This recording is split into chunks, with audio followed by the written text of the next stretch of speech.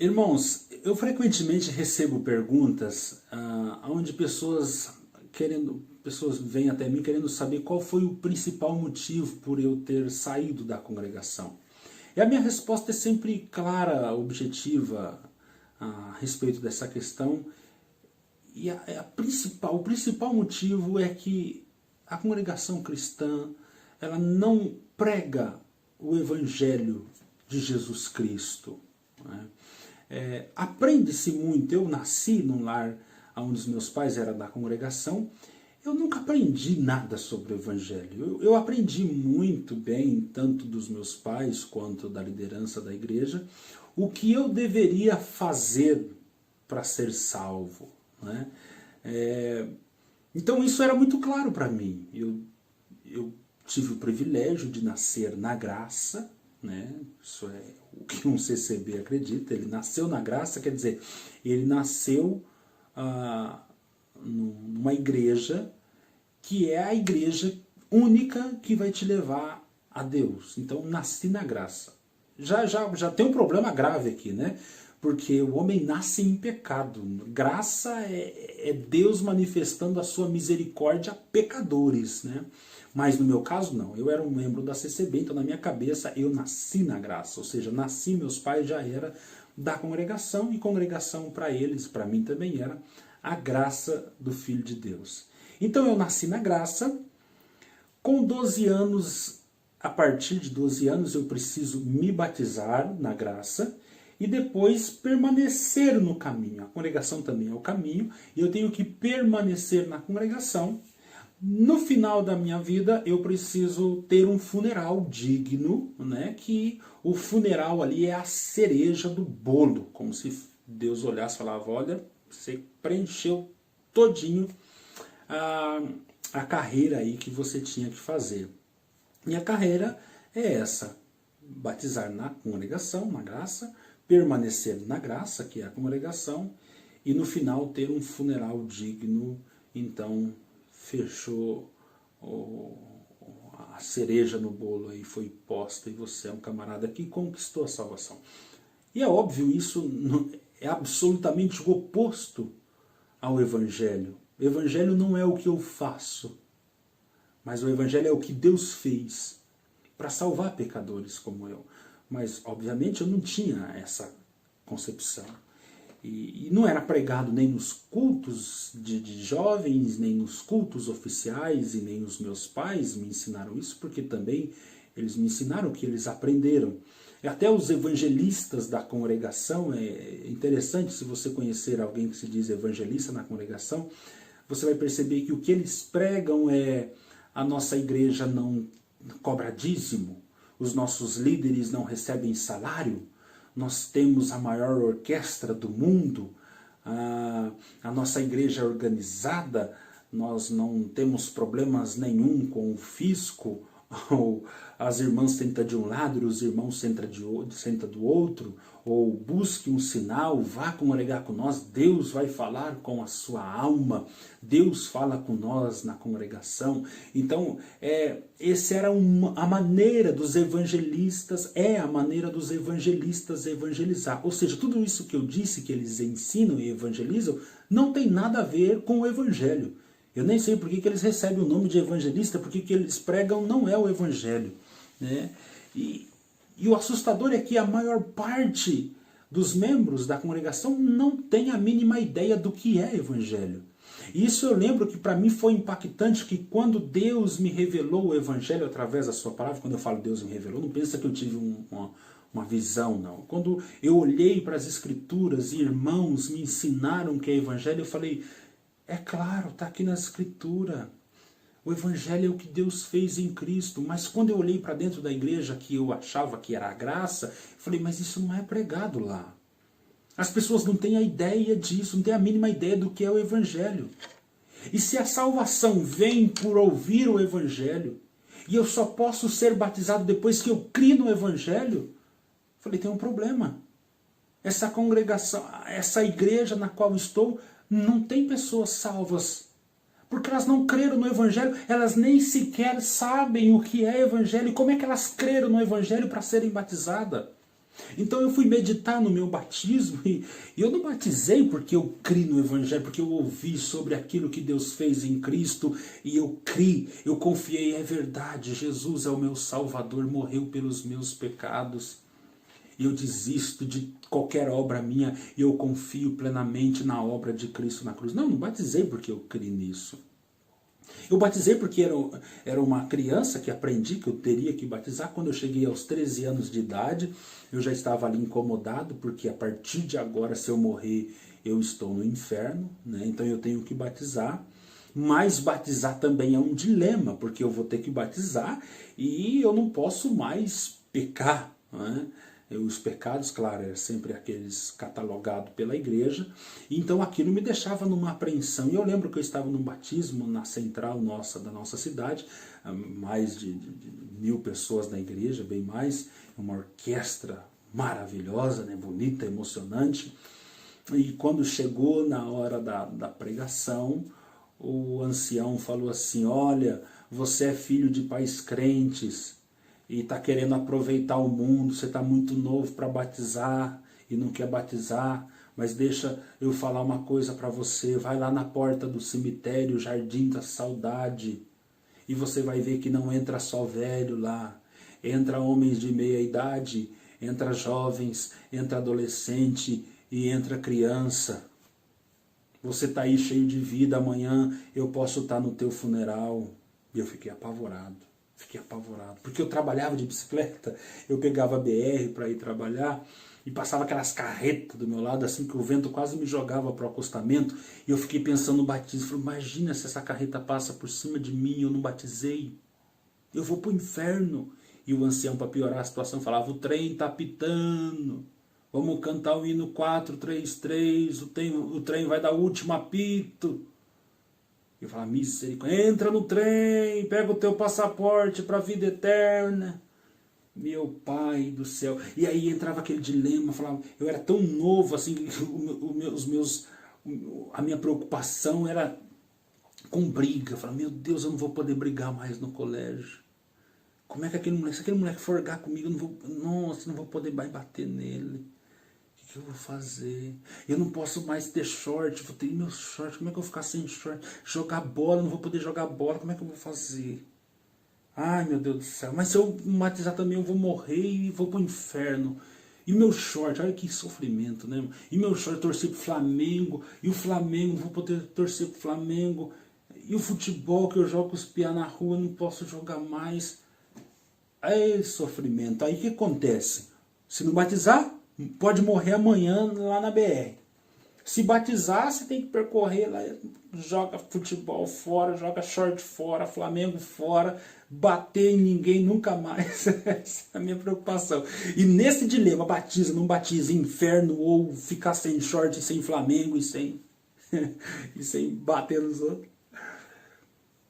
O coração acelera, você entra no dilema, o coração acelerou, e o que eu faço? Eu vou, eu não vou, aquela ansiedade, aquela pressão. E eu também aprendi quando era criança, né, que se o coração está batendo no batismo, é Deus que está te chamando. Eu falei, Deus está me chamando, porque eu estou numa angústia, eu estou numa aflição, o coração quer sair pela boca. Mas não tem nada de Deus chamando, é óbvio. Isso era uma preocupação terrível, um sofrimento que coloca ali a criança, né, e eu tenho que batizar, e eu tenho que...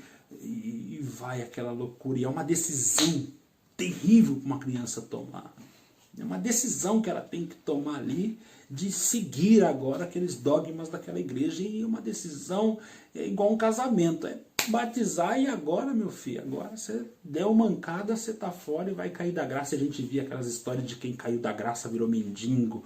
Meu Deus, era uma turbulência de terror na minha cabeça, assim, que o coração queria sair pela boca. Mas eu fui e batizei.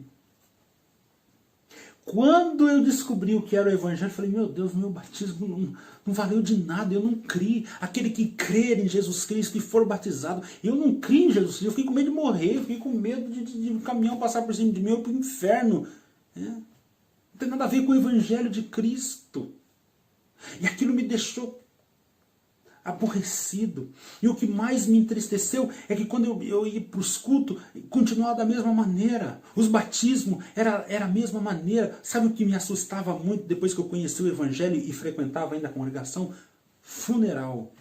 Eu ia nos funeral, as pessoas olhavam para o defunto lá e falavam, aqui está um herói, um homem que fez isso, e que fez mais aquilo, e que fez mais aquilo outro, e que construiu igreja, e que tocou uma clarinetinha, e que não sei o que, e começava a contar do camarada, como assim, esse camarada vai para o céu, porque olha, se Deus não colocar ele no céu, que o cara era muito bom, o cara era top, não tinha nada de Cristo, não tinha nada a ver com o Evangelho, o funeral não era para engrandecer a pessoa de Cristo, está aqui um homem pecador, miserável, condenado, que pelos seus méritos iria para o inferno, mas porque creu em Jesus Cristo, o único santo, perfeito, justo, ele está sendo aceito agora, lá nos átrios eternos de Deus, por causa da obra de Jesus. Não, o herói era o defunto.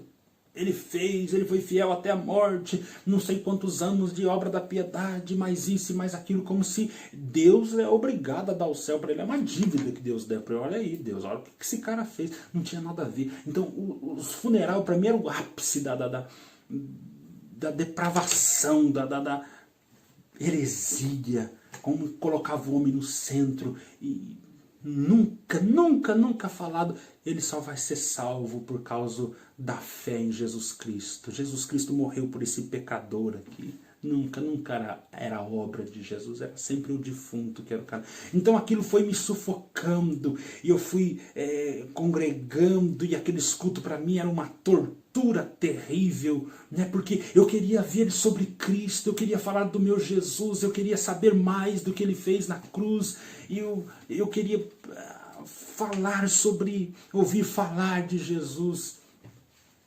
E quando eu vi que não tinha jeito mesmo, e que a congregação ela é inimiga do Evangelho de Jesus Cristo, e que o homem é o centro, é o herói, é o cara, eu fiquei muito triste. E um dia eu não me esqueço, até hoje eu estava na central de Curitiba, num culto, e eu vi um ancião que estava ali pregando, e aquelas pregações antropocêntricas, eu vou fazer isso, e Deus vai fazer aquilo, e você é um herói, e você está aqui, e esse ano que passou, você fez isso, você lutou, você enfrentou, e aquela coisa cheia de homem. Eu fui entrando numa angústia terrível, e eu olhei para aquela multidão dentro do portão, lá em Curitiba, e aquele povo chorando, o povo falando em língua. Eu falei, meu Deus, do que esse povo está glorificando, o que esse povo está chorando, o que é isso?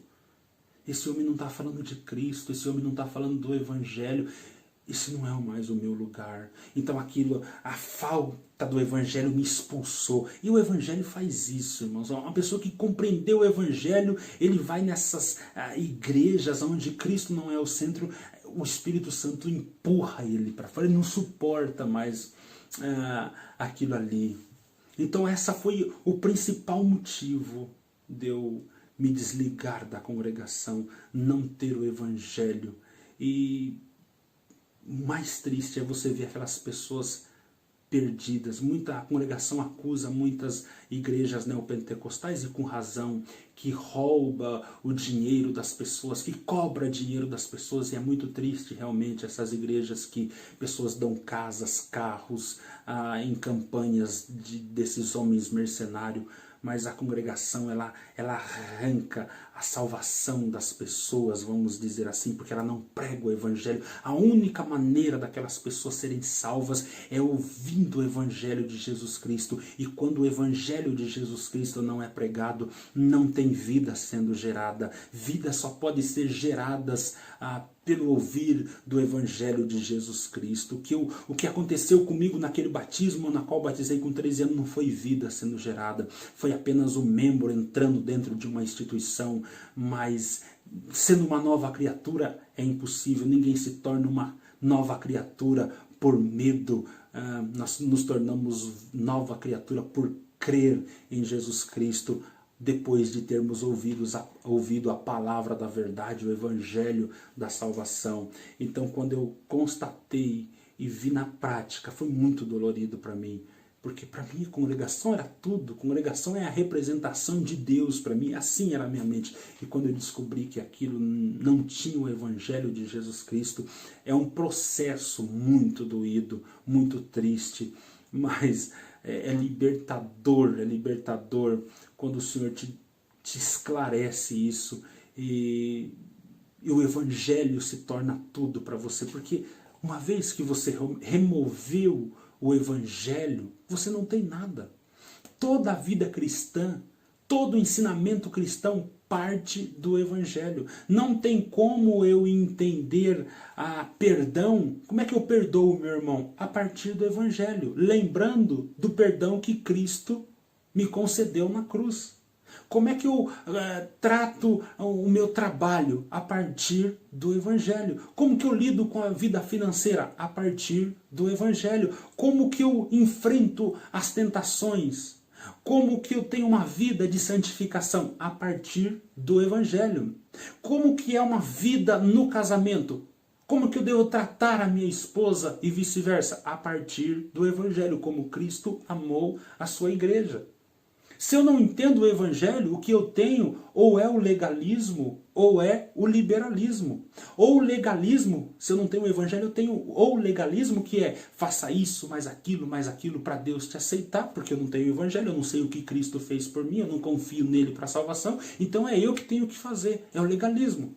Ou você tem o liberalismo, que é o quê? Pecado não é nada, estou salvo, Jesus morreu por mim, estou salvo, e não preciso fazer absolutamente nada. E não há transformação. Por quê? Porque eu não sei o que significa o pecado. Eu não sei que Cristo morreu pelos meus pecados. O pecado é tão grave que Cristo teve que morrer pelos meus pecados. Se eu não tenho o Evangelho, eu caio no liberalismo. Eu não consigo ver o quão horrível é o meu pecado.